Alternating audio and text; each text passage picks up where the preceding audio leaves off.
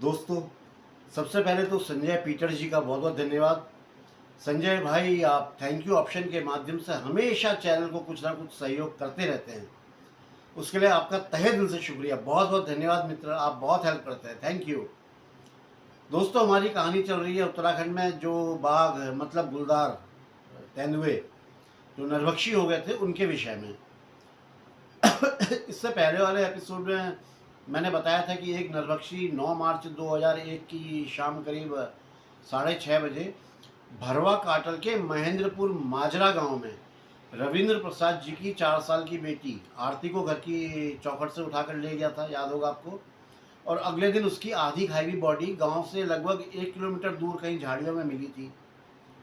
सभी लोगों को लग रहा था कि बाघ अपने शिकार पर वापस लौटकर जरूर आएगा, तो उस बच्चे के शरीर को वैसे ही जहाँ पर था वैसे ही छोड़ दिया गया था और उसके अवशेषों के पास शिकारियों को नियुक्त कर दिया था ताकि उस आदमखोर बाघ जब वो आए तो उसे शूट कर दें।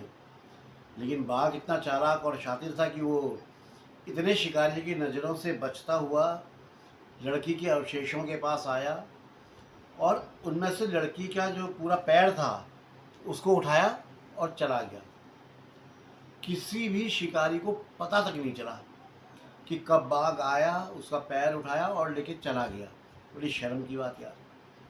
अब इस बात से नाराज होकर गांव वालों ने ट्रैफिक जाम कर दिया, होना ही था, और वन विभाग के रेंज कार्यालय में तोड़फोड़ करने के साथ साथ ही कर्मचारियों का घेराव भी किया।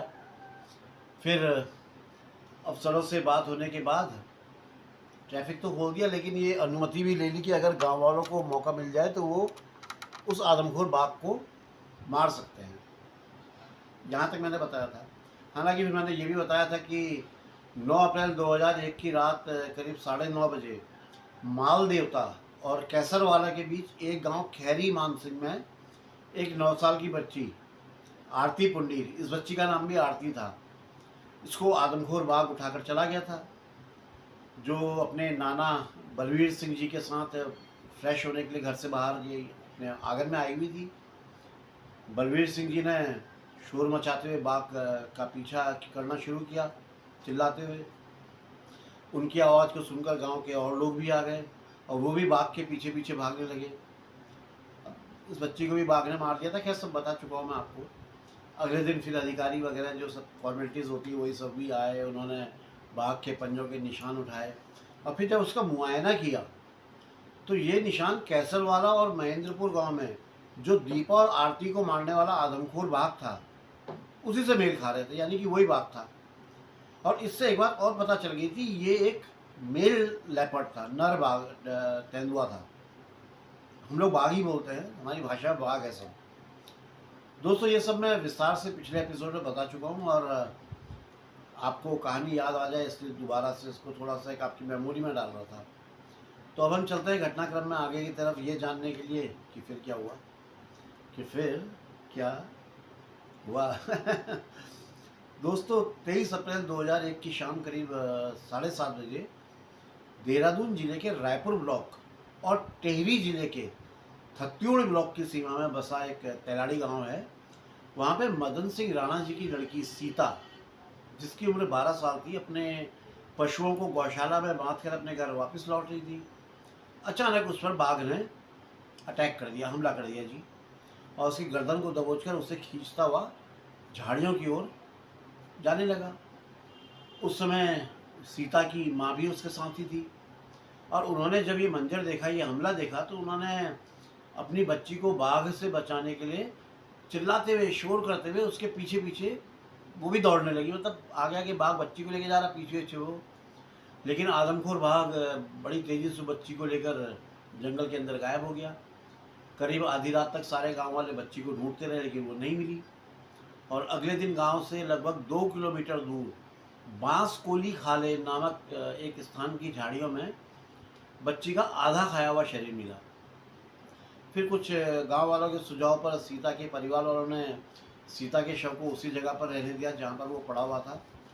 शाम होते ही कुमारडा गांव के सोहनदास, डांडा गांव के मदन सिंह, काटल गांव के प्रेम सिंह और कोकियाल गांव के प्रेम सिंह, काटल गांव और कोटियाल गांव ये दोनों जगह से आए हुए जो दो शिकारी थे, दोनों का नाम प्रेम सिंह ही था, तो आप लोग थोड़ा कंफ्यूज मत होइएगा। ये सारे शिकारी आए और सीता के शव से कुछ दूरी पर छुप कर एक जगह पर घात लगा कर बैठ गए कि आएगा तो उसे शूट कर देंगे। रात करीब 8:30 बजे के आसपास शिकारियों को सूखे पत्तों पर किसी भारी भरकम जानवर के चलने की सरसराहट सुनाई पड़ी। जैसे ही इन्होंने उस तरफ टॉर्च की रोशनी डाली तो वहाँ पे जहाँ पे सीता का शव पड़ा हुआ था, उसके नज़दीक ही इन्हें एक बाघ दिखाई पड़ा। और उसी समय शिकारी जो सोहन दास थे, उन्होंने अपनी 2 नाली बंदूक से बाघ पर निशाना साध कर फायर दाग दिया। गोली सीधे बाघ के सीने में लगी और वो एक तेज गर्जना के साथ जोर से हवा में उछला। और वो जैसे ही हवा में उछला, उसी समय दूसरे शिकारी ने भी बाघ पर गोलियां चला दी। कुल मिलाकर बाघ पर 5 गोलियां चलाई गई थी। गोलियां लगने के कारण बाघ ने दम तोड़ दिया और ज़मीन में गिर पड़ा। और दोस्तों, घायल बाघ बहुत खतरनाक होता है और मौका मिलते ही शिकारी पर हमला बोल देता है, ये बात तो आप लोग जानते ही हैं। इसलिए ये चारों शिकारियों को जब कंफर्म हो गया कि बाघ मर गया है, तब ये उसके नज़दीक गए। इसके बाद 26 अप्रैल 2000 की सुबह ये खबर पूरे क्षेत्र में बिल्कुल आग की तरह फैल गई कि भाई आदमखोर मारा जा चुका है, नरभक्षी को मार दिया है। लोगों का एक बहुत बड़ा हुजूम उस मरे हुए बाघ को देखने के लिए वहाँ जमा हो गया। वो होता ही है, लोग आ ही जाते हैं। मुख्य वन जीव प्रतिपालक उत्तरांचल श्री आनंद सिंह नेगी जी, प्रभागी वन अधिकारी गंभीर सिंह जी, सहायक वन संरक्षक आई सिद्दीकी जी और सहायक वन्य जीव प्रतिपालक AK बौड़ाई, इन लोगों ने उस मरे हुए बाघ का निरीक्षण किया। इस क्षेत्र से जो पहले आदमखोर बाघ के पंजों के निशान उठाए गए थे ना पिछली बार में, उनसे इस बाघ के पंजों के निशान का मिलान किया गया तो एक ही बाघ के थे, यानी इसी मरे हुए बाघ के थे, मतलब मेल हो गए थे, मिल गए थे। अब मुख्य वन जीव प्रतिपालक श्री आनंद सिंह नेगी जी ने इस आदमखोर होने की पुष्टि कर दी कि ये मैनेजर इस बाघ की मौत अपने शिकार पर वापस लौट के आने के कारण हुई थी। अमूमन ये होता है कि अगर बाघ को शक हो जाए कि उसके शिकार के पास जाने से उससे कोई खतरा हो सकता है, तो अपने शिकार पर वापस नहीं लौटता है, तो चला जाता है वहाँ से। लेकिन ये जिद्दी था, ये लौट के आ गया। ये आदमखोर तो मारा जा चुका था, लेकिन उधर केसरवाला की घटना के बाद से जब वो आरती पुंडीर को जब उठाया था, उसके बाद से लोगों ने आदमखोर को अपने क्षेत्र से भगाने के लिए झाड़ियाँ वगैरह काट दी थी और जंगलों में आग लगाना शुरू कर दिया था। लेकिन गुलदारी होता है, बहुत तेज़ दिमाग और चालाक। यह अब जगह बदल बदल करके अलग अलग स्थानों पर लोगों पर हमले करते रहा और वन विभाग को भी जहाँ से खबर मिलती वो अपना पिंजरा लाव लश्कर लेकर वहाँ पहुँच जाते। पता लगा उसके अलावा फिर उससे कहीं और मार दिया, फिर वो वहाँ से वहाँ। इसके अलावा विभागीय शिकारियों का दल भी जो है ये आधुनिक तकनीक वाले हथियार और तेज़ रोशनी करने वाले जो टॉर्च उपकरण वगैरह होते हैं उससे लैस था बिल्कुल, जो आदमखोर को तलाश कर रहा था। लेकिन इस बाघ को मारने में स्थानीय शिकारियों की जो ये भरुआ बंदूकें थी ना, यही काम में आई। आदमखोर ने जनवरी 2001 से अप्रैल 2001 के बीच करीब 3-4 महीने में देहरादून जिले के रायपुर ब्लॉक और टेहरी जिले के थत्योड़ ब्लॉक के गांव में 3 बच्चियों को मारने के अलावा 1 महिला, 1 पुरुष और 1 बच्ची को घायल भी किया था। इसके अलावा न जाने कितने पालतू पशुओं को अपना आहार बना दिया था, कुत्ते, गाय, भैंस, बकरी वगैरह वगैरह वगैरह। इसके मारे जाने के बाद आतंक के साए में जी रहे गांव वालों ने बड़ी राहत की सांस ली, चलो भाई मारा गया। इसकी जो लंबाई थी बाघ की 7 फीट से ज़्यादा थी और वजन लगभग 1 क्विंटल था। इसके सारे दांत सही सलामत थे। इसका जो पोस्टमार्टम था वो रायपुर पशु चिकित्सालय में किया गया। पोस्टमार्टम से पता चला कि बाघ को 3 गोलियां लगी थी। जब वो मरा तो उसे 3 गोलियां चली, 5 थी लेकिन लगी 3। बाघ के बाएं कूल्हे में एक निशान था। जब उसे देखा गया, उस निशान को चेक किया गया, उसकी जांच की गई, तो पशु चिकित्सक डॉक्टर अशोक कुमार को एक पुरानी गोली मिली पहले की कभी। इस गोली की वजह से बाघ अपनी पूरी ताकत से जो है ना पशुओं का शिकार नहीं कर पा रहा था, तो आदमखोर हो गया। छोटे छोटे बच्चे जो होते हैं बाघों के लिए सबसे आसान शिकार होते हैं, इसलिए वो छोटे बच्चों पर ही अटैक करता था। इस बात को यार स्वीकार करने में कोई शक नहीं होना चाहिए कि इसे आदमखोर बनाने में इंसान का ही हाथ था। जिसने इसके बाएं कूल्हे में गोली मारकर इसे घायल कर दिया था। अगर उस आदमी की गोली इसे नहीं लगी होती तो शायद ये कभी आदमखोर नहीं बनता, मेरा ये मानना है। दोस्तों, अब चलते हैं थोड़ा कुमाऊं की तरफ। चंपावत जिले के बाराकोट क्षेत्र में एक विड़ता गांव है।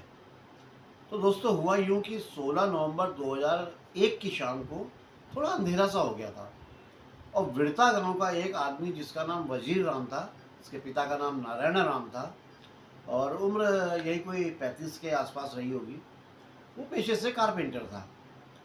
16 नवंबर को वो पनई नामक एक गांव में अपना काम निपटाकर जंगल के रास्ते से अपने घर विड़ता गांव की ओर जा रहा था। अचानक सामने से उस क्षेत्र में सक्रिय आदमखोर आ गया बाघ, और उसने वजीर राम पर हमला करके उसे अपना शिकार बना लिया। आदमखोर है, कहाँ छोड़ता भाई, जंगल में मिल जाए शिकार। इस व्यक्ति के घर वाले समझ रहे थे कि हो सकता है कि वजीर राम, शाम ज़्यादा ढल गई है, रात हो जाने के कारण अपने दोस्तों के पास पनई गांव में ही रुक गया होगा। लेकिन अगले दिन सुबह 7 बजे के आसपास जब वजीर राम की भाभी भैया दूज बनाने के लिए अपने मायके की तरफ जा रही थी, तो उसे उसी जंगल वाले उसी रास्ते से जाना था जिससे वजीर राम को आना था। लेकिन थोड़ा सा रास्ते में आगे बढ़कर उसने देखा कि रास्ते में वजीर राम की घड़ी और उसकी चप्पलें पड़ी हुई है, और उसके थोड़ा सा किनारे पर जो झाड़ियाँ थी उनके बीच में वजीर राम का, वो कहते हैं ना, शत विषक्त शव पड़ा हुआ था। आदमखोर ने वजीर राम के पेट, गले और जांघों का काफ़ी मांस खा लिया था। अपने देवर की ऐसी हालत देखकर वो बहुत ज़्यादा घबरा गई, होना ही था, और रोते चिल्लाते हुए अपने गांव की तरफ वापस भाग गई। वाकई में यार, सोचो जरा क्या हालत हुई होगी उस समय उस महिला की, जिसके सामने एक ऐसी लाश पड़ी हुई है जिसमें आधे से ज़्यादा मांस है ही नहीं। क्या पोजीशन हुई होगी। आम इंसान देख ले तो वहीं पर बेहोश हो जाए यार। और कसम खा के कह रहा हूँ यार, अगर मेरे सामने ऐसा मंजर हो तो मैं नहीं देख पाऊंगा, वो भी जब मैं किसी जंगल में हूँ, अकेला हूँ, जंगल में हूँ, मैं तो नहीं देख पाऊंगा। आपकी क्या हालत होगी वो तो मैं नहीं समझ सकता हूँ, उससे आप खुद ज़्यादा बेहतर समझ सकते हैं कि आप देख पाएंगे नहीं देख पाएंगे, मैं नहीं देख पाऊंगा। वजीर राम के बेचारे के 3 छोटे छोटे बच्चे थे, और उसकी वाइफ जो है पैरालाइज थी। इस आदमखोर बाघ ने वजीर राम को मारकर उसके परिवार के जो फ्यूचर था उसे बिल्कुल अंधकारमय कर दिया था, डार्क कर दिया था फ्यूचर। ये घटना जब बाराकोट के लोगों को पता चली तो पूरे क्षेत्र में खौफ और आतंक की लहर दौड़ गई। स्वाभाविक सी बात है। अब क्षेत्र के लोगों ने प्रशासन से आदमखोर के, मतलब इससे को मारने के लिए, और जो भी परिवार उसके हमले से प्रभावित हुए थे, उनको 5-5 लाख रुपया मुआवजा देने की मांग रखी। अभी ये 16 नवंबर 2001 की घटना घटी ही थी कि 20 नवंबर 2000 की सुबह 4:30 बजे उधर गढ़वाल चमोली जिले के बागड़ी गांव में कृपाल लाल की जो पत्नी थी, एक धनुली देवी, उम्र 45 वर्ष के आसपास थी, वो फ्रेश होने के लिए अपने घर से बाहर निकलकर आंगन में आई। जैसे ही वो आंगन में पहुंची तो अंधेरे कोने में घात लगाकर बैठे हुए एक बाघ ने उन पर अटैक कर दिया। बाघ धनुली देवी को दबोचकर उसे खींचता हुआ नजदीक के खेतों की ओर दौड़ गया। अपने वाइफ के चीखने की आवाज़ को सुनकर कृपालाल अपने घर से बाहर निकला, और फिर उससे आवाज़ दे करके अपने गांव वालों को जमा किया, और फिर गुलदार का पीछा करना शुरू कर दिया, यानी बाघ का पीछा करना शुरू कर दिया। अपना पीछा किए जाने के कारण बाघ धनुली देवी को उसके घर से लगभग 70-75 मीटर की दूरी पर छोड़कर भाग गया, इससे ज़्यादा नहीं ले गया। लेकिन तब तक बेचारी धनुली देवी ने दम तोड़ दिया था। उसके गले पर बाघ के दांतों के गहरे निशान थे, जिनसे खून की धारा बह रही थी। 20 नवंबर की रात को कुछ शिकारियों के सुझाव पर कृपालाल ने धनुली देवी की बॉडी को वैसे ही रहने दिया, जिससे आदमखोर शव पर दोबारा आए और उसे शूट किया जा सके। लेकिन यहाँ पर जो बाघ था, इसका भाग्य बहुत अच्छा था, बहुत अच्छी किस्मत थी। जैसे ही वो बॉडी को खाने के लिए आया, उसी समय एक शिकारी की बंदूक में कोई टेक्निकल प्रॉब्लम आ गई और उससे एक गोली का धमाका हो गया, और धमाके को सुनकर आदमखोर भाग गया। अब आदमखोर बाघ के शव के पास दोबारा आने की जितनी सारी संभावनाएं थी वो तो खत्म हो गई थी। अगले दिन जिला चिकित्सालय गोपेश्वर में धनुली देवी के शव का पोस्टमार्टम वगैरह हुआ, जो फॉर्मेलिटीज़ होती वो सब हुआ, और फिर उसके शव को जो है रोते बिलखते हुए कृपाराम को दे दिया गया ताकि वो उसका अंतिम संस्कार वगैरह कर सके। धनुली देवी आदि बद्री क्षेत्र में जो ये सक्रिय आदमखोर था उसका 10वां शिकार थी। इस बाघ ने आदि बद्री क्षेत्र में अक्टूबर 2000 तक 12 लोगों की जान ली थी और 6 मनुष्यों को घायल कर दिया था, जिनमें से एक महिला और बाकी सारे मासूम बच्चे थे। इस बाघ का शिकार श्री लखपत सिंह रावत जी, हमारे भाईजी ने किया था। श्री लखपत सिंह रावत जी का नाम तो आप लोगों ने सुना ही होगा, जो आदमखोर बाघों के लिए काल माने जाते हैं। अपनी ज़िंदगी में जिम कॉर्बेट साहब से भी ज़्यादा आदमखोर बाघों को ही अब तक मार चुके हैं।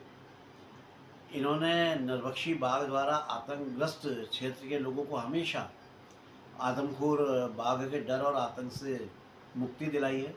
बहुत टैलेंटेड शिकारी हैं।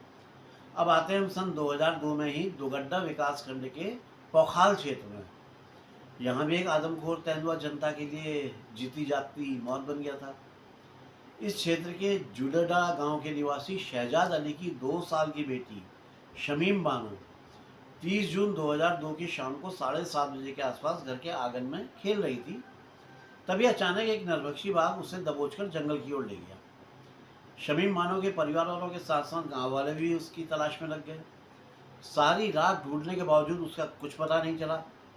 अगले दिन सुबह गांव से कुछ दूर लेंटाना की झाड़ियों में शमीम बानो का बाघ द्वारा खाया हुआ आधा शव मिला। आदमखोर शमीम बानो का आधा शरीर खाकर वहां से चला गया था। उसने आधा खाया, उसकी भूख मिट गई, वो चला गया। 22 जुलाई 2002 की रात जावलगढ़ गांव में हबीबन बेगम, जिनकी उम्र करीब 65 साल थी, अपने मकान के कमरे में सोई हुई थी। अब सोचिए, कमरे के अंदर सोई है। आधी रात करीब 1 बजे के आसपास आदमखोर कमरे के अंदर घुसा, उनको दबोचा और लेके बाहर आया और फिर जंगल की ओर दौड़ गया। और उनकी चीख पुकार सुनकर जब तक उनके परिजन जागे और उसकी तलाश शुरू करी तब तक देर हो गई थी और बाघ उन्हें जंगल में लेकर गायब हो चुका था। रात भर तलाश करने के बावजूद उनके परिजन और गांव वालों को उनको ढूंढ नहीं पाए। अगली सुबह गांव के नज़दीकी जंगल की झाड़ियों में उनका आधा खाया हुआ शव मिला। इस घटना के बाद तो लोगों ने खुद को घरों के अंदर, घर के अंदर भी अपने आप को अनसेफ महसूस कर रहे थे कि भैया घर के अंदर भी सुरक्षित नहीं है। 3 अगस्त 2002 को उडड्डा गांव में हरीश पाल सिंह जी की बेटी सीमा पर बाघ का जानलेवा हमला हुआ। हुआ यूँ कि सीमा 3 बजे के आसपास अपने ही घर से लगे हुए खेत में जा रही थी। इस खेत में जो है ना बहुत ज़्यादा बेलें फैली हुई थी। बेल जानते हैं ना आप लोग, इन बेलों के बीच में ही आदमखोर छुपा हुआ था। और जैसे ही सीमा उसके नज़दीक पहुंची, बाघ ने उस पर हमला कर दिया और उसे मार डाला। 6 अगस्त 2002 की शाम को 6 बजे बिंदल गांव में श्री दौलत सिंह जी की 9 साल की बेटी कीर्ति अपनी सहेलियों के साथ घर के आंगन में खेल रही थी। तभी अचानक न जाने कहाँ से एक आदमखोर आ गया और आया ही नहीं, उसे सीधे कीर्ति के ऊपर छलांग मारी, उसे दबोचा और जंगल की ओर भाग गया। ये घटना होते ही पूरे गांव में अफरा तफरी मच गई। तुरंत ही कीर्ति के परिवार वालों के साथ गांव वाले जो है उसकी खोज में जुट गए। लेकिन 1.5 घंटे के बाद, लगभग 1.5-2 घंटे के बाद लोगों को कीर्ति का आधा खाया हुआ शव गांव से लगभग आधा पौन किलोमीटर के दूर के कहीं जंगलों में कहीं पे मिला। इन्हीं दिनों में आदमखोर बाघ ने स्वर्ण गांव के निवासी मंगत राम, धुलाधनाई गांव की विमला देवी और मोहनी रावत गांव की सोना देवी पर हमला कर इन लोगों को भी घायल कर दिया था। बिंदल गांव की घटना की सूचना पाकर प्रभागी वनाधिकारी लेंसडाउन श्री MM पाल और कोटद्वार के तहसीलदार श्री ML नोटियाल बिंदल गांव पहुंचे। तो उस क्षेत्र के जो प्रभावित क्षेत्र था वहाँ के लोगों ने आदमखोर बाघ के आतंक को, भैया इसको खत्म करने के लिए भैया जो भी है कोई प्रभावी कदम उठाने जाने की मांग रखी।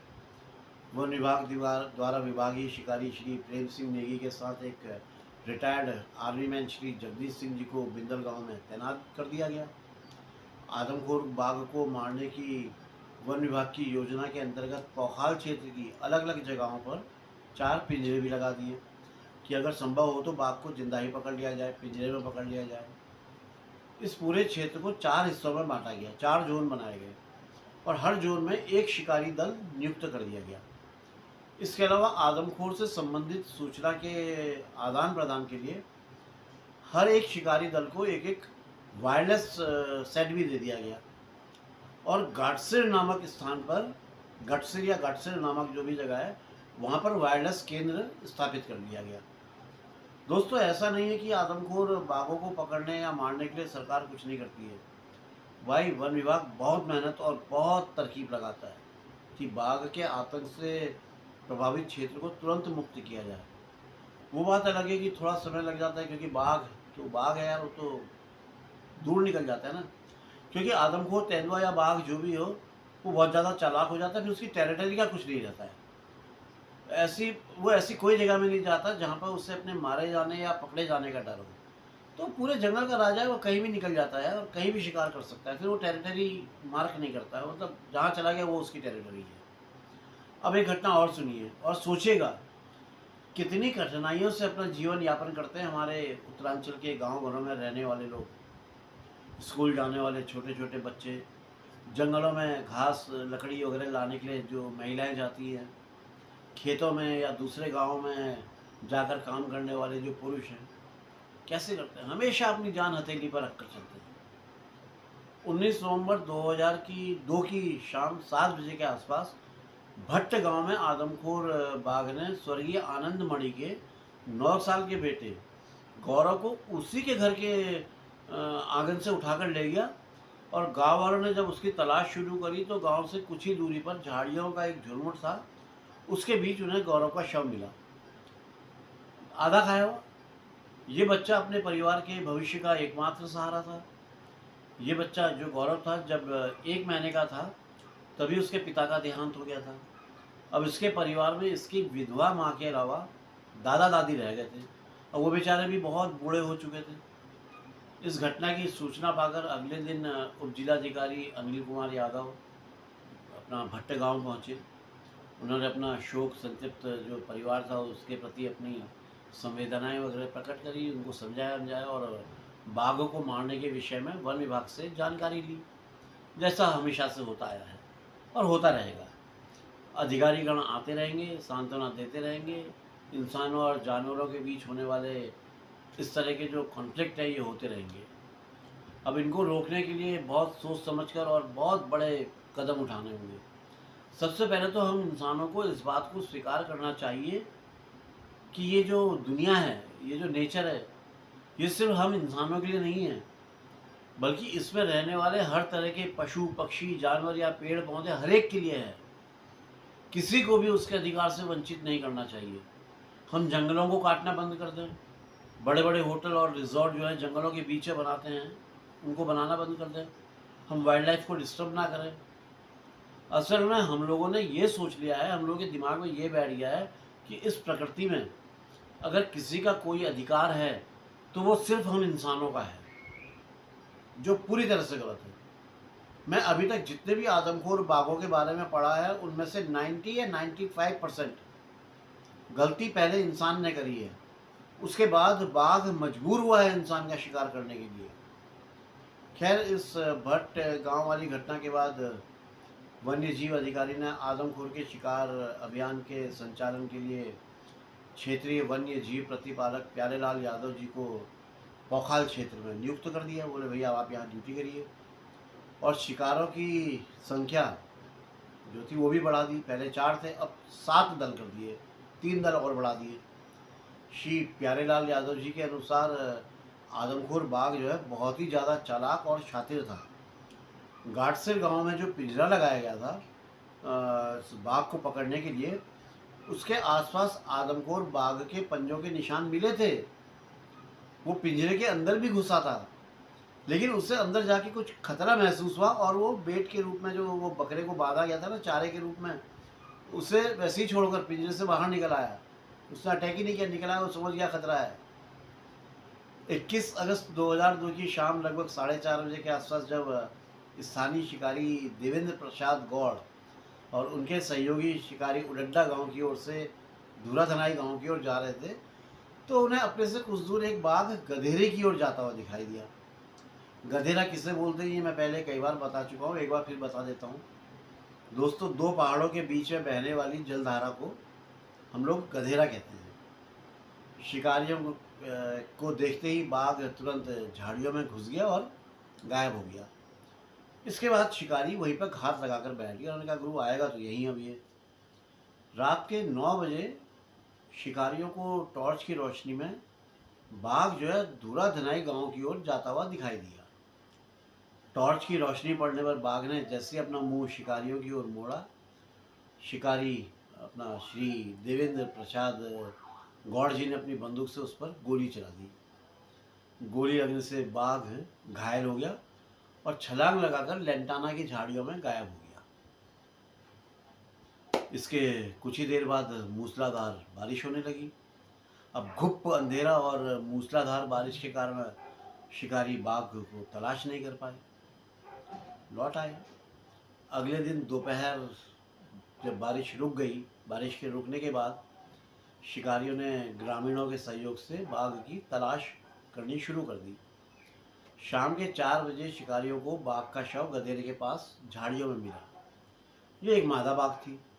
इस बाघिन के शव को वन विभाग कोटद्वार ने पनियाली नामक एक जगह पर स्थित कार्यालय, वहाँ पर उसको लाया। कार्यालय परिसर में ही प्रभागी वनाधिकारी MS पाल और क्षेत्रीय वन प्रतिपालक प्यारेलाल यादव जी की उपस्थिति में पशु चिकित्सा अधिकारी कोटद्वार डॉक्टर राहत अग्रवाल, उन्होंने बाघिन का पोस्टमार्टम किया। 6 फीट 8 इंच लंबी और लगभग 2 फीट ऊंची बाघिन, मतलब मादा तेंदुआ। इसकी आयु 5 से 5.5 साल के करीब आंकी गई थी। ये बाघिन पूरी तरह से स्वस्थ थी। इसके दांत, नाखून और सारे अंग पूरी तरह से स्वस्थ थे। इसके पेट में कुछ हड्डियों के टुकड़े और अध पचे मांस के टुकड़े मिले, लेकिन इस बात की पुष्टि नहीं हो सकी कि उसके हड्डी और मांस के टुकड़े किसी मनुष्य के थे या किसी जानवर के, ये पता नहीं चल पाया था। प्रभागी वनाधिकारी MS पाल का ये अनुमान था कि ये मारी गई बाघिन ही यही आदमखोर बाघिन है। उनके अनुसार बाघिन ऐसी जगह में मारी गई थी जिसके चारों ओर 8-10 किलोमीटर के दायरे में, मतलब उसी एरिया में इंसानों पर आदमखोर के हमले हो रहे थे। इस क्षेत्र में नरभक्षी 4 बच्चों और एक वृद्ध महिला को मारने के बाद उठाकर ले गई थी। लेकिन सौड़, धूराधनाई और मोहनी राहत गांव में घायल किए गए अधेड़ और एक स्वस्थ एक पुरुष और 2 महिलाओं पर हमला करने के बाद, क्योंकि जब उन्होंने हमला किया तो उन्होंने प्रतिरोध किया, तो प्रतिरोध के कारण उन्हें उठाकर नहीं ले जा पाई थी। बाघिन के अल्प वयस्क होने के कारण उसके अंदर इतनी ताकत भी नहीं थी कि वो शारीरिक रूप से जो सक्षम और स्वस्थ कोई वयस्क इंसान है उसको उठा के ले जा सके।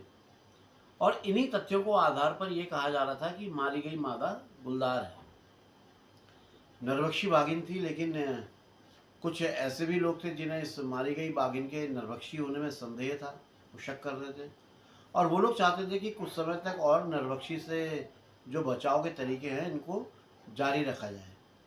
अब उनकी इन भावनाओं का सम्मान करते हुए वन विभाग के अधिकारियों ने अगले कुछ दिनों तक शिकारी दलों को उसी क्षेत्र में तैनात रहने का निर्देश जारी कर दिया कि भाई अब आप कुछ दिन यहीं पर रुकिए। एक और घटनाक्रम में 9 जुलाई 2002 की रात को जिला मुख्यालय पौड़ी के पास, लेकिन अलग अलग दिशाओं में 2 अलग अलग वारदातों में नरभक्षी बाघों ने 2 जानें ले ली एक ही तारीख में।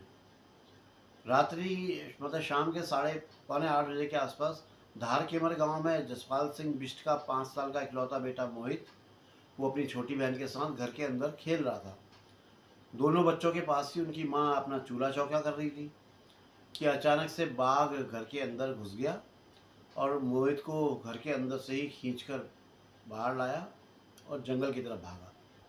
परिजनों द्वारा पीछा किए जाने पर बाघ मोहित को घायल अवस्था में छोड़कर भाग गया। वो बात अलग है कि कुछ ही देर बाद मोहित ने दम तोड़ दिया। इस घर में बच्चे के नाम पर मोहित की बस बहन रह गई थी। और इसी रात में भिंताई गांव में रात के 2 बजे के आसपास बाघ ने बिशंबर सिंह की 55 वर्षीय पत्नी कल्पेश्वरी देवी, वो सोच के लिए घर से बाहर निकली तो आदमखोर बाघ ने उन्हें दबोच लिया और उन्हें उठाकर जंगल की तरफ भागने लगा। फिर लेकिन वही परिजनों और गांव वालों द्वारा उसका पीछा किया जाने के कारण वो आदमखोर कल्पेश्वरी देवी के शव को घर से कुछ दूर खेतों में छोड़कर भाग गया। अगले दिन इन घटनाओं की सूचना मिलने पर वन विभाग दोनों ही गांव में शिकारी दल नियुक्त कर दिया कि भैया दोनों जगह पर शिकारियों को लगा दो। दोस्तों इसके बाद क्या हुआ ये जानने के लिए तो आपको बने रहना पड़ेगा उत्तरांचल डायरीज के साथ। अभी और भी है, काफ़ी बाग है जिनको बताऊंगा मैं जानता हूँ आप लोग मुझे और उत्तरांचल डायरीज को बहुत पसंद करते हैं और अपना प्यार और आशीर्वाद लुटाने के लिए हमेशा तैयार रहते हैं। आप लोगों के ऐसे स्नेह और आशीर्वाद से मुझे हौसला मिलता है, हिम्मत मिलती है और चैनल को आगे बढ़ाने के लिए प्रेरणा मिलती है। तो ये प्रेरणा यार आप लोग देते रहिएगा। आप लोग अपना ये प्यार और आशीर्वाद हमेशा बनाए रखना और मेरे लिए दुआ ज़रूर करते रहना कि मैं जल्दी स्वस्थ हो जाऊं, ठीक हो जाऊं, चल फिर सकूं। जो भी महिला और पुरुष मित्र आज चैनल में पहली बार आए हैं उन सबका तहे दिल से स्वागत करता हूं। आप लोगों का बहुत बहुत आभार और धन्यवाद। आपने अपना कीमती समय निकालकर उत्तरांचल डायरीज़ को दिया। बहुत बहुत धन्यवाद आप लोगों का। उम्मीद करता हूं कि आप लोग चैनल को सब्सक्राइब करेंगे, लाइक करेंगे, शेयर करेंगे और कमेंट भी करेंगे। मुझे आपके कमेंट्स का इंतज़ार रहेगा। तो क्या सोच रहे हैं, फटाफट चला दीजिए उंगलियाँ cut cut cut cut cut, बस हो गया काम। और हाँ, आप सभी नए और पुराने मित्रों से प्रार्थना है कि अगर हो सके तो थैंक यू वाले ऑप्शन का प्रयोग ज़रूर करें और जो भी आपकी श्रद्धा से हो सके वो डोनेट करें उत्तरांचल डायरीज़ को। उत्तरांचल डायरीज़ हमेशा आपका आभारी रहेगा। तो फिलहाल तो परमिशन दीजिए दोस्तों जाने की, ताकि जल्दी वापस आ सकूं आप लोगों को ये बताने के लिए कि फिर क्या हुआ, कि फिर क्या हुआ। तो ओके दोस्तों, बाय।